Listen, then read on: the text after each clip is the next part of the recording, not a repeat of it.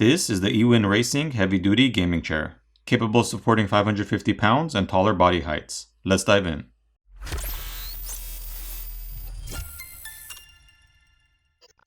Let's start off by unboxing and assembling the chair. The entire assembly process took me about 25 minutes. Instructions and pictures are included, and it's really simple to put this chair together. They also include a few extra screws and screw covers, just in case you happen to lose any.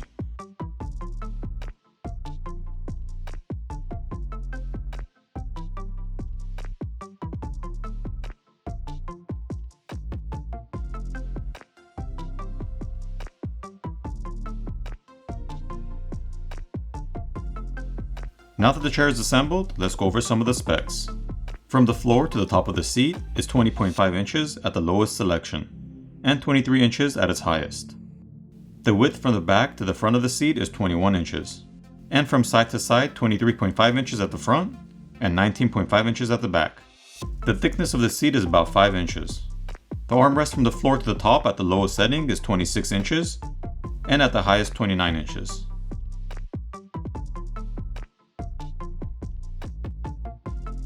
Backrest from seat to top is 34 inches, and width is 22 inches.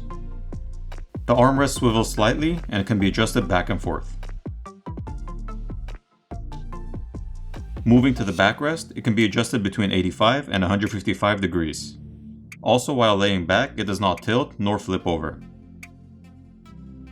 This chair uses a high-density separated foaming for the cushion and has a metal frame construction which supports up to 550 pounds. This specific chair is part of the Flash XL series and uses PU leather. Overall, it looks and feels like a premium chair with good stitching.